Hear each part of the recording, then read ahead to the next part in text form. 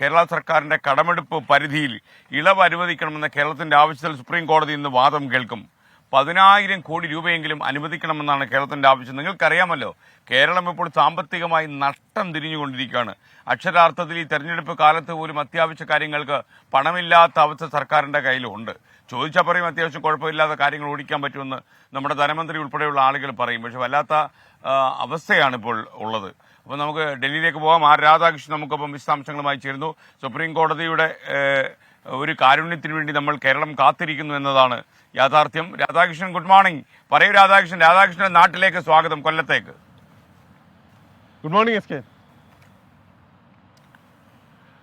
തീർച്ചയായിട്ടും ഞാൻ കേട്ടു എസ് കെ കൊല്ലത്തുണ്ട് എന്ന് പറഞ്ഞപ്പോൾ. ഇത് തൊട്ടടുത്ത് ആണ് എൻ്റെ വീട്. അമ്മന്നട എന്ന് പറയുന്ന സ്ഥലത്താണ്.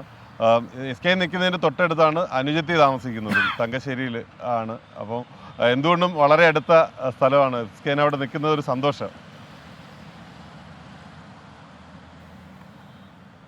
ഓക്കെ രാധാകൃഷ്ണൻ, അമ്മനടയിൽ വേണേ നമുക്കൊന്ന് പോവാം. സുപ്രീം കോടതിയിലേക്ക് കുഴപ്പമില്ല. വാർത്തയിലേക്ക് വന്നാൽ രാധാകൃഷ്ണൻ 10,000 കോടിയെങ്കിലും കടമെടുക്കണമെന്നാണല്ലോ പറഞ്ഞിരിക്കുന്നത്.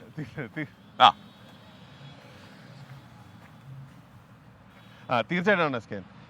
ഇതിൽ കേന്ദ്രം വളരെ ശക്തമായിട്ടുള്ള എതിർപ്പാണ് എസ് കെ ഉന്നയിച്ചിരിക്കുന്നത്. കഴിഞ്ഞ തവണ കേന്ദ്രം പറഞ്ഞത് സംസ്ഥാനത്തിന് കടമെടുക്കാനായിട്ടുള്ള അവകാശം ഉണ്ട്, പക്ഷേ ആ അവകാശത്തിനുപരിയായിട്ട് ഉള്ള പണമാണ് സംസ്ഥാനം കടമെടുത്തിരിക്കുന്നത്. ഏതാണ്ട് 56,000 കോടിയോളം രൂപ ലക്ഷം കോടി രൂപയുടെ കടമെടുപ്പാണ് സംസ്ഥാനം കഴിഞ്ഞ തവണ നടത്തിയിരിക്കുന്നത്. ഇനി ഓരോ മാസവും ഈ നമ്മുടെ സംസ്ഥാനം കടമെടുക്കുന്നത് ഏതാണ്ട് 3,000-ലധികം കോടി രൂപയുടെ കടമെടുപ്പാണ് സംസ്ഥാനം നടത്തുന്നത്. ഇപ്പോൾ ഇനി ഇങ്ങനെ ഈ കാര്യങ്ങൾ പോയാൽ അടുത്ത സാമ്പത്തിക വർഷം നമുക്ക് കടമെടുക്കാൻ ഇപ്പോൾ 5,000 കോടി അനുവദിച്ചാൽ പോലും അടുത്ത സാമ്പത്തിക വർഷം ഈ കടമെടുക്കാനായിട്ട് ഓരോ മാസവും ഏതാണ്ട് 2,000 കോടിക്ക് മാത്രമേ സാധിക്കൂ. ഇപ്പോൾ ഈ 3,600-ഓളം കോടി രൂപ ഒരു മാസം കടമെടുക്കുന്ന സംസ്ഥാനം എങ്ങനെയാണ് ഈ 2,000 കോടി രൂപ കൊണ്ട് മാത്രം അഡ്ജസ്റ്റ് ചെയ്യുന്നതെന്ന് തങ്ങൾക്കറിയില്ല. അത് സംസ്ഥാനത്തെ ജനങ്ങൾക്കാകും ബുദ്ധിമുട്ട്, സർക്കാരിൻ്റെ കെടുകാര്യസ്ഥതയാണ് എന്നാണ് കേന്ദ്രം വാദിച്ചത്. പക്ഷേ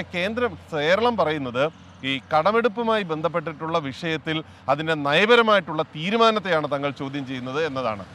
നമ്മുടെ ആകെയുള്ള GSDPയുടെ 3% മാത്രമേ കടമെടുക്കാവൂ എന്ന നിബന്ധന വെച്ചിരിക്കുന്നത് അത് തങ്ങൾക്ക് യോജിപ്പില്ല എന്ന് കേരളം പറയുന്നു. കടമെടുക്കുക എന്നുള്ളത് സംസ്ഥാനത്തിൻ്റെ അവകാശമാണ്. അത് സംസ്ഥാനത്തിൻ്റെ നിത്യനിദാന ചിലവുകളൊക്കെ നിർവഹിച്ചു കൊണ്ടുപോകാൻ അനിവാര്യമായിട്ടുള്ളൊരു സാഹചര്യമാണ് ഉള്ളത്. 10,000 കോടിയെങ്കിലും ഇപ്പോൾ സംസ്ഥാനത്തിന് കടമായിട്ട് കടമെടുക്കാനുള്ള അനുമതി നൽകണം.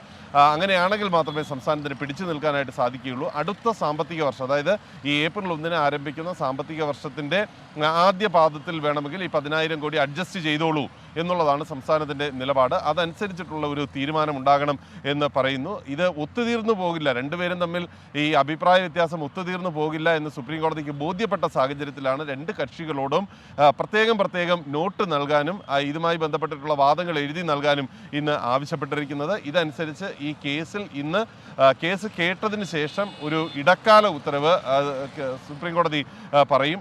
നമുക്ക് അറിയാൻ സാധിക്കുന്നത് കേന്ദ്രം ശക്തമായിട്ട് എതിർക്കും ഈ വിഷയത്തിൽ. ഇന്നും ഒരു സാഹചര്യത്തിലും ഈ സാമ്പത്തിക കാര്യങ്ങളിൽ നിർദ്ദേശം നൽകാൻ സുപ്രീം കോടതിക്കുള്ള അധികാരത്തെ അടക്കം ചോദ്യം ചെയ്തുകൊണ്ട് ആയിരിക്കും ഇപ്പോൾ ഇന്നത്തെ ദിവസം കേന്ദ്രത്തിൻ്റെ ഭാഗത്തു നിന്നുള്ള ഇടപെടൽ എന്നുള്ളതാണ് നമുക്ക് മനസ്സിലാക്കാനായിട്ട് സാധിക്കുന്നത്. S K. അപ്പോൾ thank you Radhakrishnan. Radhakrishnan thank you. രാധാകൃഷ്ണന്റെ അമ്മ നടയിലേക്ക് നമുക്ക് വേണമെങ്കിൽ ഒരു സന്ദർശനം നടത്താം. രാധാകൃഷ്ണൻ ഡൽഹിയിൽ നിന്നാണ്.